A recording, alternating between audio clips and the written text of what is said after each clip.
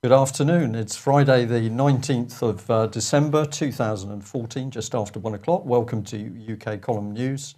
I'm your host, Brian Gerrish. With me in the studio, Mike Robinson. And behind the technical desk is Nick Green. Slight sound glitch there at the beginning of the programme. Well, the weather here in Plymouth, not too bad at all. So there's a lot of reasonably chirpy people around. Penzance, unfortunately, is a bit grey. Accrington is not bad. It's sunny in Pembrokeshire, and that's the key to success. So there we are. And of course, this will be our last live broadcast for 2014. Stay with us. Over to you, Mike. Yes, okay. We're starting off with I suppose, war, because in a sense that's exactly what we've got at the moment. Well, we live in Britain, and Britain, of course, is working very hard globally in order to induce as much war as possible. So typical Christmassy feel for the start of the programme. Here we've got global research here saying loss of control, the current financial bubble is busting.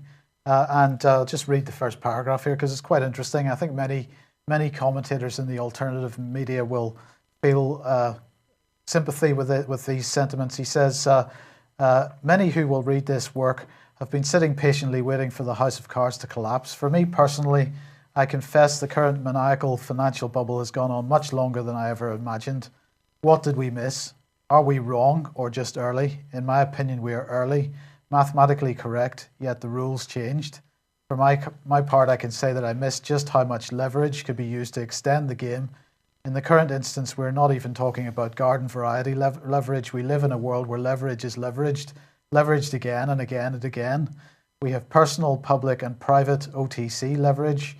The garden variety leverage is bad enough as sovereign leverage, but the real problem are derivatives piled on top of derivatives with collateral which in many cases no longer even exists.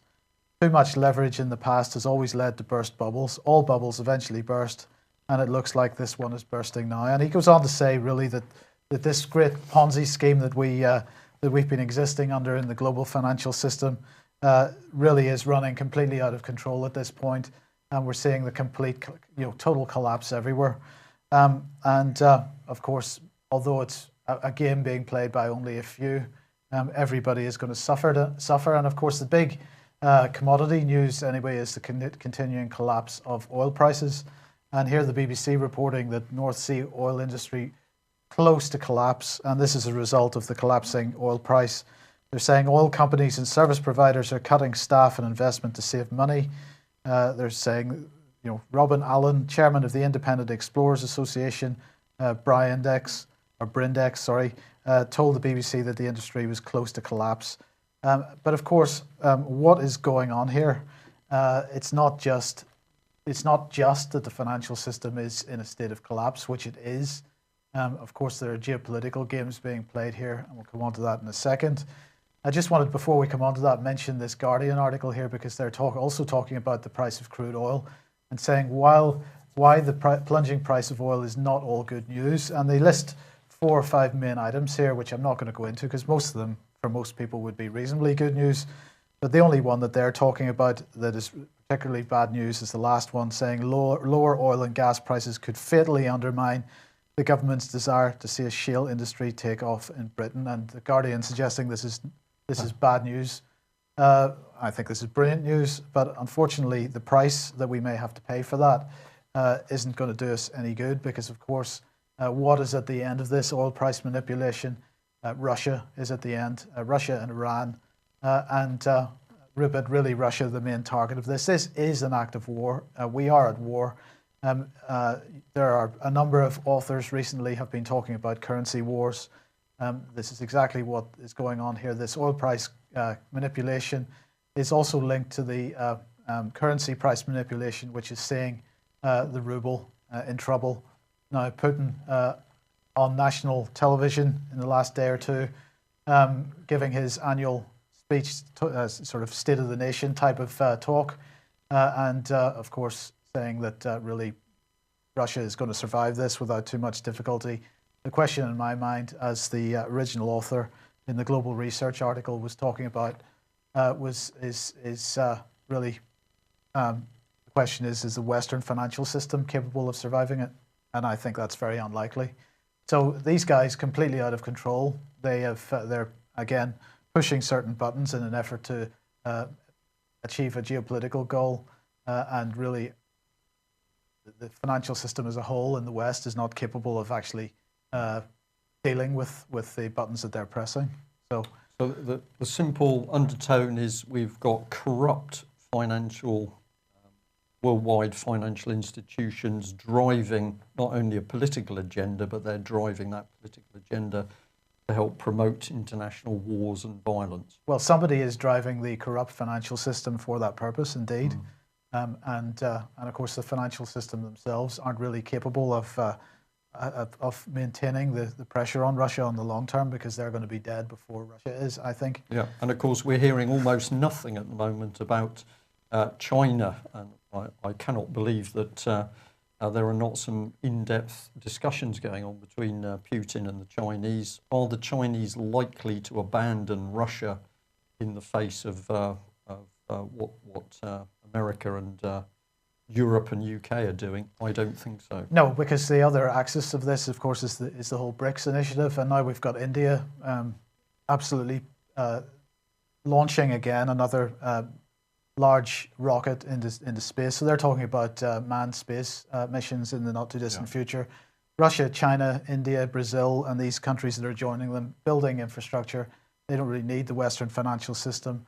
And that's really why the Western financial system is absolutely desperate to try and do anything that they can to destroy this initiative. And Russia is the first target of this. Yeah. Right, okay. Where do we go from there? Well, back home, of course, the constitutional reform agenda rumbles on. And here we've got the Law Commission holding an event in January 2015 on the issue of reforming electoral law. And they're saying that electoral law in the UK has grown complex, voluminous and fragmented, with many statutes and, secondary legislation governing a long list of elections and referendums. Of course, if we weren't joining supranational states, we wouldn't have a long list of elections and referendums. But of course, these elections and referendums have resulted in a load of statute which the Law Commission here is suggesting needs to be reformed. And this, again, is another string to the constitutional reform bow, and just yet another attack on the Constitution. So once again, let's just keep in mind that only 8 weeks after we return in the new year, we have our conference in Telford on 20th of February, 1st of March. Please get there if you can. The aim of this conference is to get people organised to take part in the electoral process coming into the general election. So this is less us talking to an audience, and more get an audience inspired and involved, actually get involved in the electoral process in May. Really important that you get there if you can. And I'll just say that most of any money that's raised at that conference is going to be used to help anybody that wants to get involved in the electoral process do so. Leaflets, travel costs, whatever it happens to be. We're not there to make a profit for us. We want to give that money out to you guys to do things. So that's the point of the thing. Going to be sort of mentioning.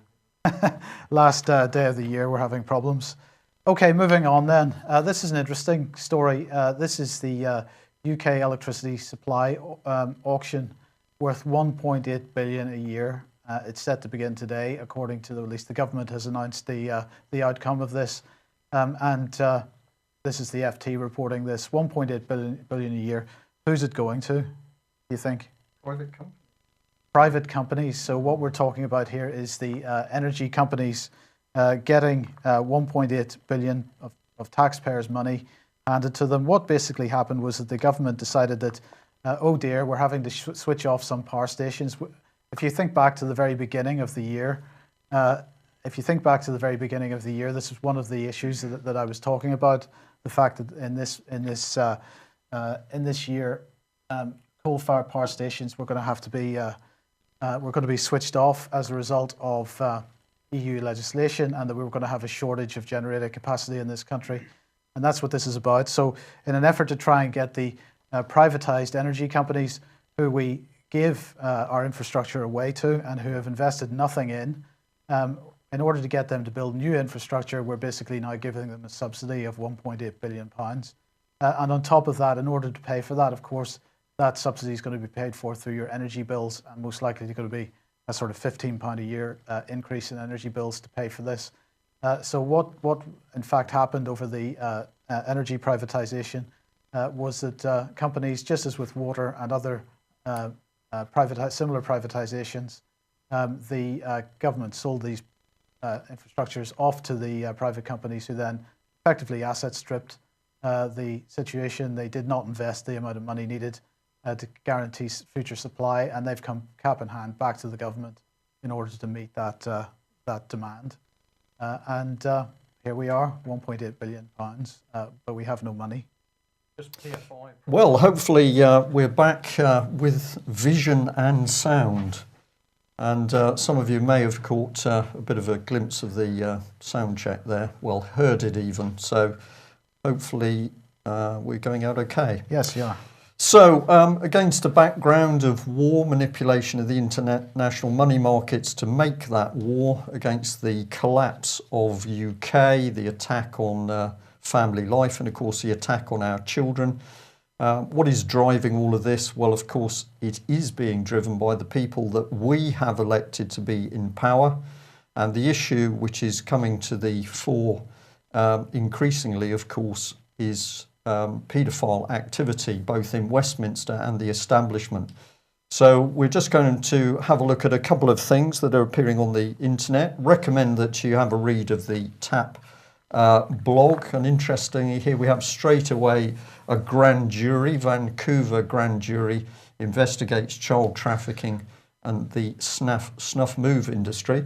And interesting that they're stating here that the Queen is going to abdicate January 2015. Now, yesterday we reported that one of the bookies wasn't taking any more bets on that. We haven't got any further information, but obviously the TAP blog thinks that there's some credibility into it. Well, interesting north of the border as well, because the Scottish Government has now formally announced its inquiry into institutional child abuse, and it's the Educational Secretary, Angela Constance. She's announced this public inquiry, and the magic word is in there, historical. So we're not interested in any child abuse which is actually taking place today. The important thing is to get public attention diverted on the fact that it's really all historical. Sorry to be a little bit cynical there. Nick will be putting a cynicism alert out shortly. This is part of the text, but do go and read it yourself. This Parliament, remember this is north of the border, this Parliament must always be on the side of victims of abuse. We must have the truth of what happened to them and how those organisations and individuals into whose care the children were entrusted failed them so catastrophically. And to get to that truth, we will be establishing a national public inquiry into the historical abuse of children in institutional care. So there's two little nice smoke screens there. Of course, it's historic, and we're only really going to look at the children that were in institutional care. What about the children that weren't in institutional care? However, I think many people would say, well, at least it's moving north of the border, and of course it should bring the name Robert Green into many people's minds, a very brave man who's consistently spoken out to expose child abuse north of the border, and of course a man who has, as a result, spent 2 periods in prison. Much the same going on in England, of course. He's back in court. Yes, Robert Green will, of course, be in court January 2015. I don't believe that there has been a specific date set for that. I'm still waiting for news. If that's incorrect, I will tweet out what the correct date is. But of course, Robert Green, who's spent 200 days or something effectively out of house arrest. What is this man's crime? Well, he's been brave enough to stand up and speak publicly on the subject of child abuse. Well, we were a little bit cutting on Exaro yesterday, who were busy tweeting that nobody must report on Ben Fellows, another brave individual who's been speaking out about child abuse. But here's the Exaro headline, if we bring it on screen. Police privately admit a cover-up for paedophile MPs and VIPs. This is part of their text. I'm going to encourage you to go to the Exaro site and read this article yourself.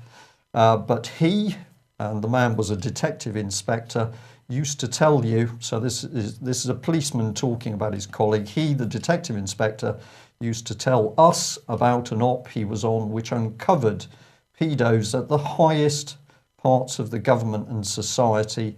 Then he told how Special Branch shut it all down in one day. They took all the files and evidence. And this is another quote on the Exaro site. It says, "This is about kids being raped by those in power that included politicians of all sorts." And that amazing quote comes, according to Exaro, from an ex-Met police officer of 30 years experience. So if we don't understand why Britain at the moment is sliding into absolute chaos and breakdown, the answer is because we are being ruled by people who are either in and governed by people who are either involved in paedophilia themselves, or they're covering up for that paedophilia, or they're unbelievably ignorant. And of course, the police, who should be doing the prime job in uncovering this vile abuse of children, have themselves been involved in it and certainly involved in the cover-up. So we shouldn't have any real wonders about what's going on in Britain today, because until the British government is cleaned up, this chaos and breakdown is just going to get worse. We summarise it in a very simple way, so let's come back to the Exaro quote, and here it is. This is about kids being raped by those in power, and it included politicians of all sorts. Well, let's just have a think. We've of course had Jimmy Savile, a man who government ministers gave access to mental health facilities, hospitals, schools, and the BBC, supposedly priding itself on truthful reporting. Well, boy, they didn't want to talk too much about what was going on in the BBC. And what else has been going on? Well, of course, William Hague is now speaking out about fairness. And he says, in order for things to be fair in England and Scotland and Wales, certain things need to happen. But of course, there can be no fairness whilst we have such corruption in Westminster that it perpetrates child abuse and covers up for child abuse. And the hypocrisy here will just highlight, of course, that whilst this cesspit is taking place in Britain, we are on the international stage. Well, David Cameron, of course, is lecturing President Putin on how he should conduct business in Russia. So we're ending 2014 on a pretty hard note. But until Britain cleans up the filth that inhabits the establishment, Westminster and the police, of course, there can be no fairness and no justice. And if we've got neither of fairness or justice, then of course we aren't living in any form of democracy. So we would like to mention Ben Fellows. Ben Fellows is in Wormwood Scrubs. And if you like to freeze the screen, you can take down the details. But if you want to write to Ben Fellows, his prison number is A5289 Delta Juliet, that's DJ. And the address is HM Prison, Wormwood Scrubs, PO Box 757, Duquesne Road, London, W12 0AE. And do remember to put your name and address on the back of the card and say inside if you're sending anything. Very important that you adhere to the prison rules, otherwise that correspondence won't get through. What would Ben like to know? Well, of course, Ben would like to know that he's got many members of the general public supporting him, thinking of him, and of course he is going to need as many people as possible to attend Southwark Crown Court on December the 29th, which is when he's due to appear in court. And as always, as many members of the public present as possible is what is needed. People behaving quietly, peacefully, respectfully, but to be there in court in numbers so that they can see justice being done. Yeah. So we will report anything more we can by tweet or whatever over the next few days. But Ben Fellows has been unbelievably brave. And of course, what was he saying publicly? That he was threatened and intimidated by British police, who said that some members of Westminster were just too powerful for the police to investigate allegations against them. So people above the law, Mike. No. Oh. Somebody suggested that we should bring back the Bonio box, and sometimes we feel like it. We'll think about that for the new year.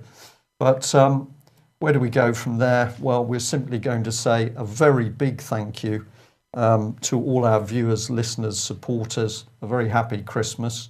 We'll be back live 1 o'clock Wednesday, the 7th of January 2015. UK Column predicts this is going to be a momentous year where people are going to need to be, I think some people are going to need to be quite brave, because I'm predicting that some people are going to be shocked at the venom that this government unleashes on the general public and the speed at which events take place. And my personal concern is that we are going to see some very interesting and dirty political deals which enables the election to be manipulated in order to form one super coalition. And I believe that there will be massive political manoeuvring in order to try and draw UKIP into that coalition. And of course, once we have a coalition of all parties, we have the single party police state in force. Couldn't agree more, actually. And I think UKIP, if there are UKIP grassroots members watching this, I think UKIP in particular is probably the party that's at most danger of being manipulated. Yes, absolutely. It's your position is going to be changed somewhat from the position you think you would like to be in, is my opinion. Yeah. So do have a good Christmas break. Relax where you can. Rest where you can. Spend good time with your family and friends. Very important. In the battles that are coming ahead, it's going to be very important that we're all relaxed and at our best. So if you can get a break over Christmas, please do. The moment the new year starts, this country is going to need as many good men and women as it can possibly get. Doing things. We hope you'll be there. Thank you for that. We'll see you in the new year. Bye-bye. Bye-bye.